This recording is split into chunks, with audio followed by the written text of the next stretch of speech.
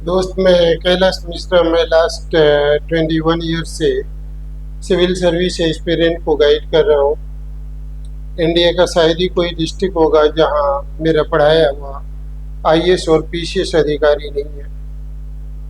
इस बार आपके civil services main examination point of view से एससीओ इम्पोर्टेंट टॉपिक है, क्योंकि एससीओ का समिट नेक्स्ट मंथ में पाकिस्तान में होने वाला है, लेकिन हमारी प्राइम मिनिस्टर वहाँ पर नहीं जाएंगे।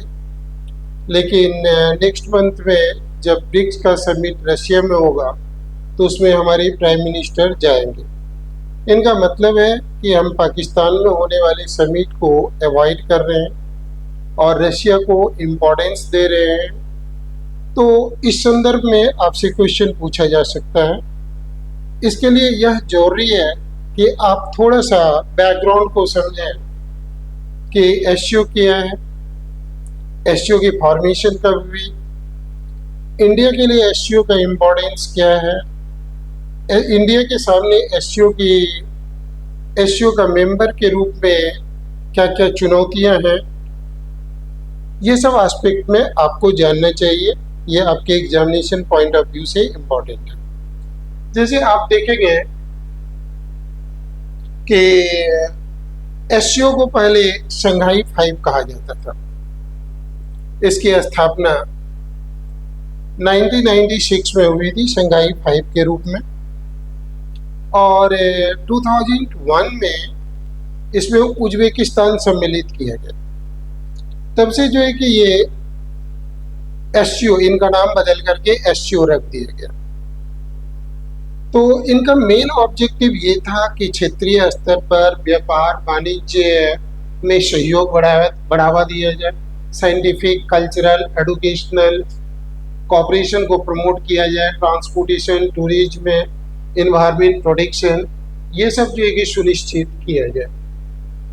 अब देखेंगे क्या कि शंघाई कॉपरेशन जो बाद में एससीओ बना, इसमें इंडिया की जर्नी कैसे रही, जबकि इनके प्रारंभ 1996 से हो गया है, लेकिन इंडिया इनका फुल फ्लेज मेंबर 2017 में बना।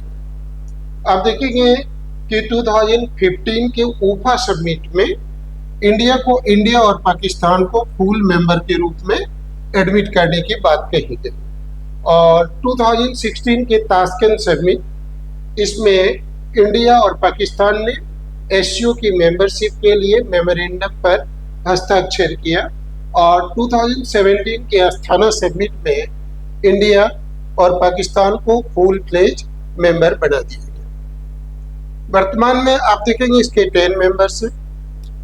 जुलाई 2023 में जब भारत एससीओ का अध्यक्ष था, तो उस समय ईरान को फुल फ्लेज मेंबरशिप दिया गया, और जुलाई 2024 में इसमें बेलारूस को सदस्यता प्रदान की गई।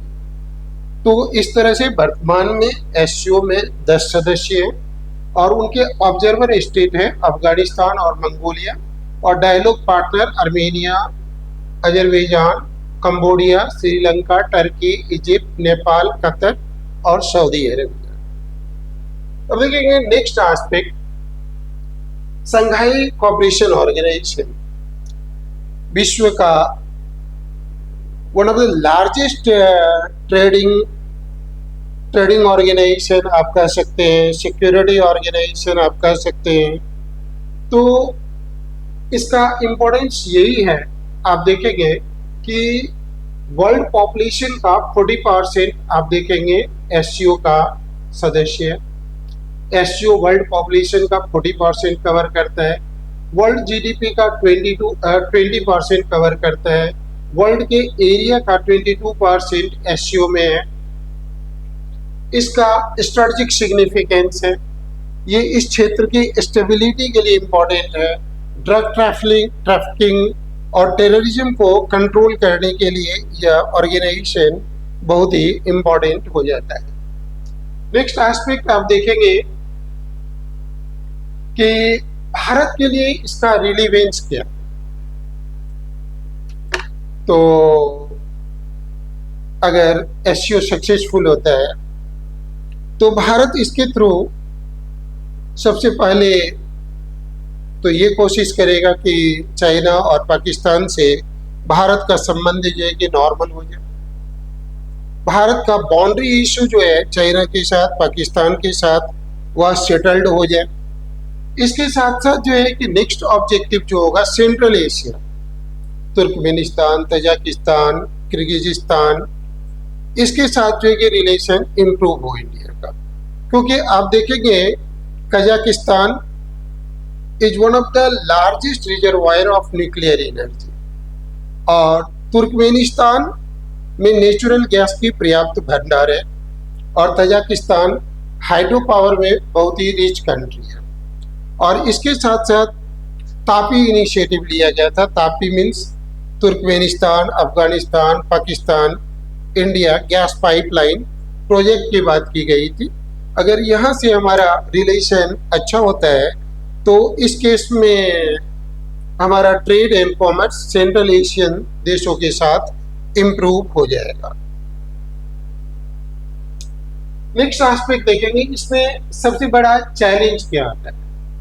पहला तो इंडिया को चाइना और रशिया दोनों को बैलेंस करना होगा। आप जानते हैं कि हमारा रशिया से बहुत अच्छा रिलेशन है, लेकिन चाइना के साथ हमारा बहुत ही स्ट्रेन रिलेशन है और चाइना हमेशा पाकिस्तान को सपोर्ट करता है। चाइना के साथ हमारा बॉर्डर डिस्प्यूट है, जैसे डोकलाम इशू ले लें, गलवान इशू ले लें। अभी भी जो है कि 50,000 से ज़्यादा सोल्जर्स इंडिया चाइना बॉर्डर पर हैं।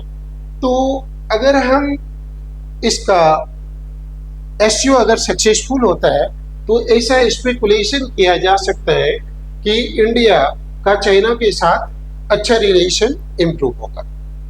उनके बाद देखेंगे लेकिन इंडिया इसमें कैसे एक्टिव रोल प्ले कर सकता है।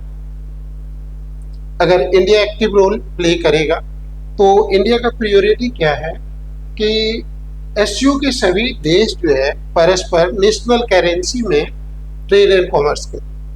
इससे क्या हो जाएगी, इनकी डॉलर पर डिपेंडेंसी जो है कि कम हो जाएगा। अगर एससीओ का देश अपना बॉर्डर इशू को सॉर्ट आउट कर ले तो आप देखेंगे 21st सेंचुरी एशियन सेंचुरी होगा। अगर इंडिया और चाइना के बीच में जो अभी बॉर्डर डिस्प्यूट है, यह डिस्प्यूट अगर अनवरत रूप से चलता रहे तो यूरोपियन कंट्री का महत्व 21st सेंचुरी में रहेगा। अगर ये दोनों कंट्री आपस में अपना रिलेशन को इम्प्रूव कर ले तो 21st सेंचुरी एशियन सेंचुरी होगा।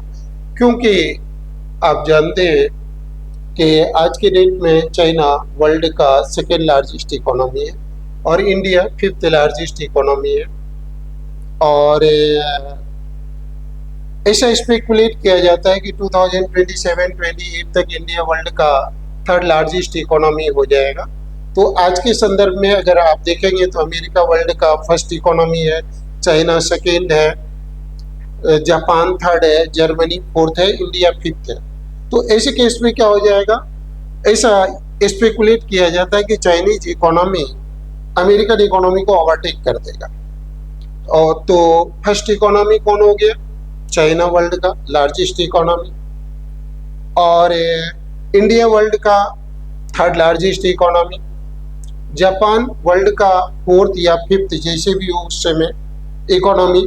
तो ये एशियन सेंचुरी होगा और आसियान कंट्रीज का ग्रोथ अभी भी मोर देन 6% होता है। तो इस रीजन का जो टेररिज्म ये सब में जो कॉपरेशन होगा वो तो होगा ही, वो तो नेचुरल फेनोमेना है, वो तो होगा।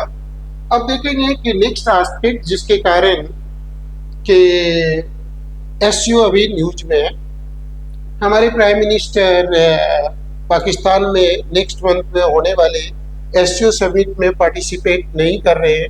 हो सकता है कि हमारे फॉरेन मिनिस्टर एस जयशंकर जाए या वर्चुअल मीटिंग के थ्रू जो है कि हमारे प्राइम मिनिस्टर या हमारे देश के फॉरेन मिनिस्टर उसमें पार्टिसिपेट करें। इसके पीछे कारण क्या है, आप देखेंगे कि भारत का पाकिस्तान के साथ में भी और चाइना के साथ में भी स्ट्रेन रिलेशन, इंडिया का हमेशा से स्ट्रेन रहा है कि terrorism and talk can not go together. Terrorism, trade, commerce और अच्छा रिलेशन साथ साथ नहीं चल सकता। उनके साथ साथ आप देखेंगे चाइना के साथ में भी हमारा अच्छा रिलेशन नहीं है। डोकलाम इंसिडेंट आप जानते हैं, 2020 का गलवान इंसिडेंट जानते हैं।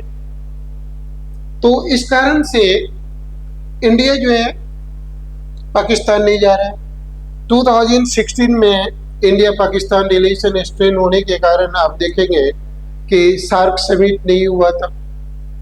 उसी दौरान आप देखेंगे कि उरी टेरर अटैक हुआ, पठानकोट टेरर अटैक हुआ, पुलवामा टेरर अटैक हुआ।